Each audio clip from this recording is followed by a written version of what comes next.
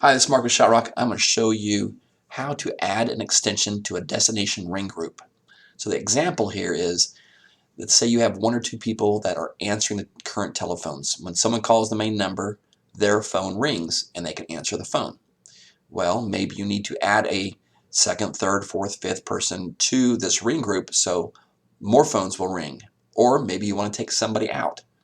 An example might be that the main receptionist is sick this day, a particular day, and you want to have somebody else to answer the phone. Well, instead of them getting up and going to that person's desk, you can simply add that person's extension, who you want to answer the phone, to the ring group.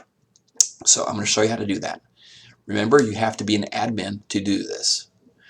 To do this, you're going to go to portal.startostar.com, enter your email address and your password, and you're going to sign in. Once you sign in, your screen will look like this. It will have your company name up here. You're going to see the basic settings and advanced settings.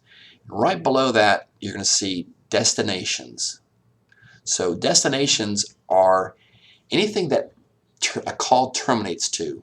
So that can be an incoming ring group, a outside number, a conference call, a voicemail, anything that would, it basically terminates, a call terminates to that location.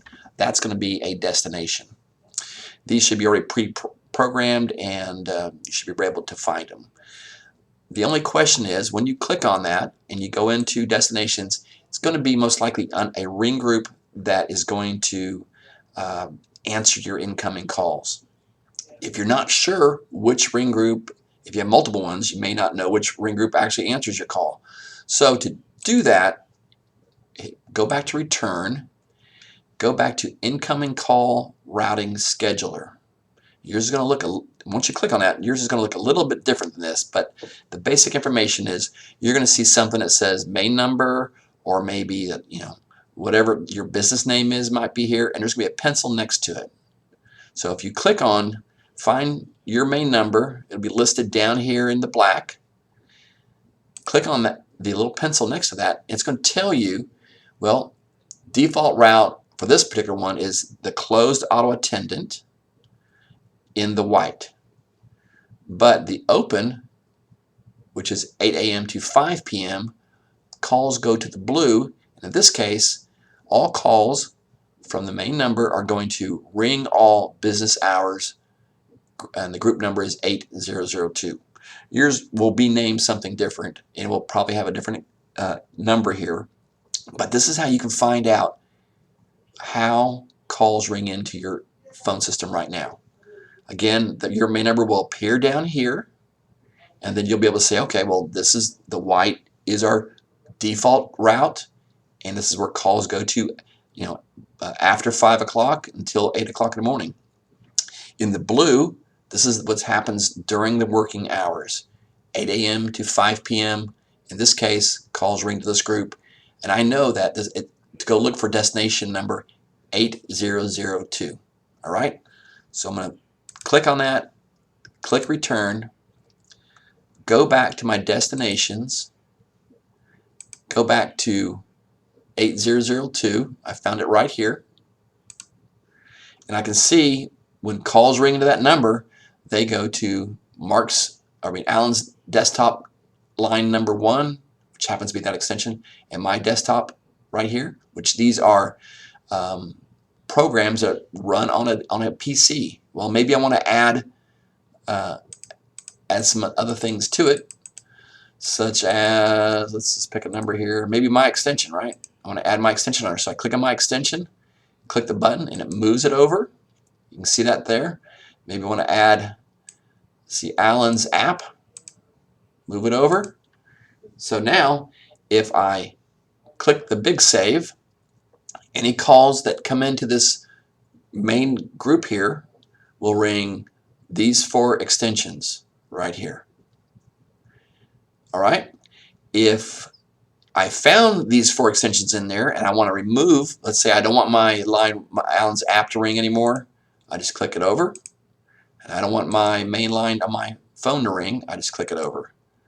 Now we're back to the way it was, and I only want these 2 phones to ring. All right, so that's an example. So then, once you make all your changes, of course, you're going to hit your big save, and you will wait 2 to 5 minutes for those changes to take effect, and now your changes will be active, whatever you've done, and you've modified this ring group. Real quick, I'm going to show you a different example of one. I was just thinking of one here with my customers. Let's go with Pumps of Oklahoma. Go down to destinations. If I look for they have multiple ones. This is early in the morning at Pumps of Oklahoma. They have these phones ringing. Again, I can remove one or I can add one, however I want to do it. They have another ring group here. It's Pumps of Oklahoma during the day, immediate ring. These are all the extensions that are ringing there.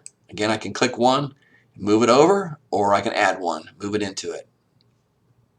And then I have another example here. They have a delay. So what happens is on this particular one, all these phones ring, and if no one answers, it goes to this one that says 898, which is the delay group.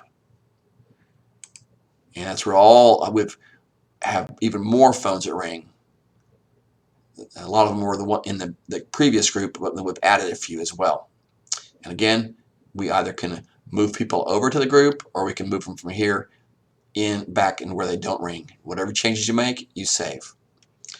All right. Well, I hope that helps. If you have any questions, be sure to email us at the help desk. That's helpdesk@shotrok.com, shotrok.com. Again, please subscribe, and we'll go from there. Thanks.